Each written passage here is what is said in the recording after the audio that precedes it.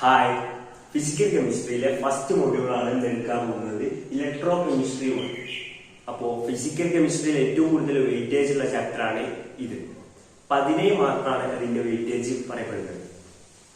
അപ്പോൾ ഇന്ന് എടുക്കാൻ പോകുന്നത് ഒരു എക്സാം സ്പെഷ്യൽ വീഡിയോ ആണ്. ചാപ്റ്ററിന് ഏറ്റവും കൂടുതൽ ഇമ്പോർട്ടന്റ് ആയ ടോപ്പിക്സ് മാത്രമാണ് ഈ വീഡിയോയിൽ ഉണ്ടാവുക. ഇൻട്രൊഡക്ഷനിൽ തുടങ്ങാം. ഇലക്ട്രോ കെമിസ്ട്രി പറഞ്ഞാൽ അത് കെമിസ്ട്രിയുടെ ബ്രാഞ്ചാണ്. പിന്നെ പേരുള്ള പോലെ തന്നെ ഇലക്ട്രിക്കൽ എനർജി, കെമിക്കൽ എനർജി തമ്മിലുള്ള ഇന്റർ കൺവേർഷനെ കുറിച്ച് ഡീൽ ചെയ്യുന്നതാണ് ഇത് ഇലക്ട്രോ കെമിസ്ട്രി ആണ്. അടുത്താണ് ഇത് ഇലക്ട്രോലൈസിസ്. ഇലക്ട്രോലൈസിസ് പറഞ്ഞാൽ നമ്മൾ ഒരു ഇലക്ട്രോലൈറ്റിലേക്ക് ഇലക്ട്രിസിറ്റി പാസ് ചെയ്യുമ്പോൾ അവിടെ ഒരു കെമിക്കൽ ഡീകമ്പോസിഷൻ സംഭവിക്കും. അതിനാണ് എന്ത് ഇലക്ട്രോലൈസിസ് എന്ന് പറയും. എക്സാമ്പിൾ വെച്ചാൽ നമ്മൾ ഉപ്പുവെള്ളം എടുക്കുക, ഇലക്ട്രോലൈറ്റ് ആയിട്ട് ഉപ്പുവെള്ളം എടുക്കുക. അതിലേക്ക് നമ്മൾ ഇലക്ട്രിസിറ്റി പാസ് ചെയ്യുന്ന സമയത്ത് Na+ഉം Cl- ആയിട്ട് അവിടെ ഡീകമ്പോസിഷൻ സംഭവിക്കും. അതിനാണ് എന്ത് പറയാ ഇലക്ട്രോലൈസിസ് എന്ന് പറയാം. Faraday's first law of electrolysis ആദ്യം നോക്കാം. ഫസ്റ്റ് ലോ എന്ന് പറഞ്ഞാൽ mass of substance deposited or liberated at an electron is directly proportional to the quantity of electricity pass through the electron. അതായത് നമ്മൾ എത്ര ഇലക്ട്രിസിറ്റി ഇലക്ട്രോലൈറ്റിൽ പാസ് ചെയ്യുമോ അതിന് പ്രൊപ്പോർഷണൽ ആയിട്ട് എന്ത് മാസ് ഓഫ് സബ്സ്റ്റൻസ് ഡെപ്പോസിറ്റോ ലിബറേറ്റോ ചെയ്യുന്ന ഇലക്ട്രോണിൽ. അതായത് നമ്മൾ ഇലക്ട്രിസിറ്റി കൂടുതൽ പാസ് ചെയ്താൽ കൂടുതൽ മാസ് എന്താകും ഇലക്ട്രോണിൽ ഡെപ്പോസിറ്റോ ലിബറേറ്റോ ചെയ്യപ്പെടും. W directly proportional to Q. W പറഞ്ഞ സബ്സ്റ്റൻസിന്റെ ഗ്രാമാണ്, Q പറഞ്ഞ ഇലക്ട്രിസിറ്റി ആണ്. Q കൂടിയാൽ എന്താണ് W കൂടും. അതാണ് എന്ത് ഡയറക്ട്ലി പ്രൊപ്പോർഷണൽ ആണ് അത് രണ്ടും. ഫാരഡേസ് സെക്കൻഡ് ലോ പറയുന്നത് എന്താ വെച്ചാൽ നേരത്തെ നമ്മൾ പറഞ്ഞു ഒരു ഇലക്ട്രോലൈറ്റ് ആണ് എടുത്തിരുന്നത്. അപ്പോൾ ഇവിടെ ഡിഫറെന്റ് ഇലക്ട്രോലൈറ്റ് എടുക്കാം. രണ്ട് ഡിഫറെന്റ് ഇലക്ട്രോലൈറ്റിലേക്ക് same quantity of electricity pass ചെയ്യുന്ന സമയത്ത് നമ്മൾ ഇലക്ട്രോണിന് എന്താണ് മാസ് ഓഫ് സബ്സ്റ്റൻസ് ഡെപ്പോസിറ്റോ ലിബറേറ്റോ ചെയ്യപ്പെടും. അത് ഡയറക്ട്ലി പ്രൊപ്പോർഷണൽ ടു എന്താണ് കെമിക്കൽ ഇക്വാലന്റ്. ഇത്രേ പറയുന്നുള്ളൂ.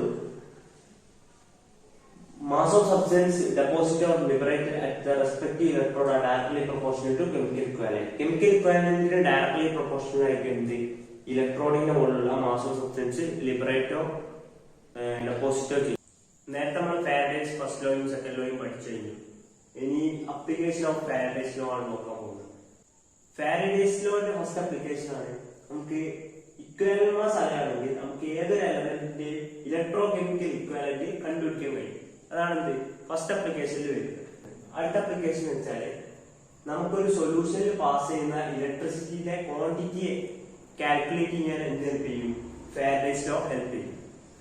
നെക്സ്റ്റ് അപ്ലിക്കേഷൻ എന്നാൽ ഫാരഡേസ് ലോ ഹെൽപ്പ് ചെയ്യുന്നത് calculation of electronic charge. Electronic ചാർജിന്റെ കാൽക്കുലേഷന് എന്ത് ചെയ്യും ഫാരഡേസ് ലോ ഹെൽപ്പ് ചെയ്യും. ഇത് മൂന്നുമാണ് എന്ത് ഫാരഡേസ് ലോന്റെ അപ്ലിക്കേഷൻ വരുന്നത്. ഇനി അടുത്തതാണെന്ത് കണ്ടക്ടൻസ് ഓഫ് ഇലക്ട്രോലൈറ്റ്. ഇലക്ട്രോലൈറ്റിന്റെ കണ്ടക്ടൻസ് ആണ് അടുത്ത് പഠിക്കാൻ പോകുന്നത്.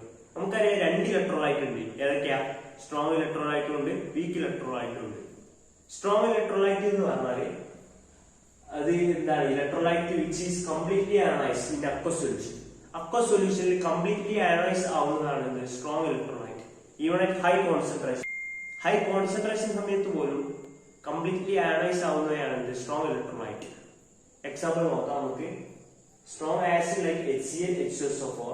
സ്ട്രോങ് ബേസ് ആണെങ്കിൽ NaOH, KOH and their salt അതായത് NaCl പിന്നെ KNO3 അങ്ങനത്തെയൊക്കെയാണ് സ്ട്രോങ് ഇലക്ട്രോലൈറ്റ് കാണിക്കുക.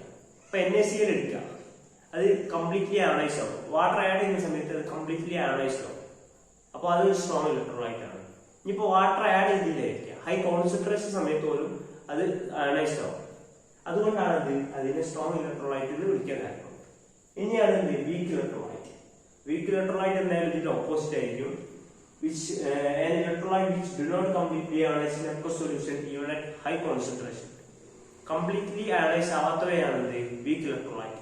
നമുക്കറിയാം അതിന്റെ example weak acid like CH3COH, ethanoic acid and HCl. അതൊക്കെയാണ് വീക്ക് ആസിഡ് വരുന്നത്. Weak base like ammonium hydroxide C6H5NH2. അതൊക്കെയാണ് വീക്ക് ഇലക്ട്രോലൈറ്റിൽ വരുന്നത്. അടുത്തതാണ് സ്പെസിഫിക് റെസിസ്റ്റൻസ്.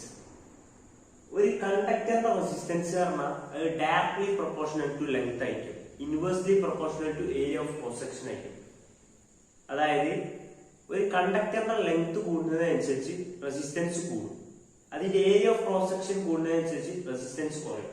അപ്പോ ഇതിൽ പറയുന്നത് വെച്ചാല് ഒരു കണ്ടക്ടറിന്റെ resistance directly proportional to its length ആണ് and inversely proportional to its area of cross section ആണ് പറയുന്നത്. ലെങ്ത്തിന് ഡയറക്ട്ലി പ്രൊപ്പോർഷണൽ ആണ്, ക്രോസ് സെക്ഷന് ഇൻവേഴ്സ്ലി പ്രൊപ്പോർഷണൽ ആണ്.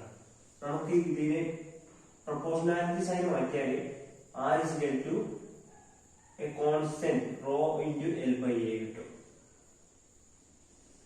ഈ കോൺസ്റ്റന്റ് റോനാണ് എന്ന് പറയാ സ്പെസിഫിക് റെസിസ്റ്റൻസ് എന്ന് പറയാം. റോനാണ് സ്പെസിഫിക് റെസിസ്റ്റൻസ് എന്ന് പറയാം. ഓക്കെ, ഇനി അടുത്തത് കണ്ടക്ടിവിറ്റി അല്ലെ സ്പെസിഫിക് കണ്ടക്ടൻസ് പറഞ്ഞാല് കണ്ടക്ടിവിറ്റിയെ റെപ്രസെന്റ് ചെയ്യുക സിമ്പിൾ K വെച്ചിട്ടാണ് റെപ്രസെന്റ് ചെയ്യുക. ഓക്കെ, അപ്പൊ കണ്ടക്ടിവിറ്റി പറഞ്ഞാൽ റെസിപ്രോക്കൽ ഓഫ് സ്പെസിഫിക് റെസിസ്റ്റൻസ്. നേരത്തെ നമ്മൾ സ്പെസിഫിക് റെസിസ്റ്റൻസ് പഠിച്ചു, അതാണ് റോ. അപ്പൊ റോന്റെ റെസിപ്രോക്കൽ ആണ് കണ്ടക്ടിവിറ്റി എന്ന് പറഞ്ഞാൽ. റോന്റെ റെസിപ്രോക്കൽ ആണ് കണ്ടക്ടിവിറ്റി. എന്നെ റെപ്രസെന്റ് ചെയ്യുക സിമ്പിൾ K വെച്ചിട്ടാണ്.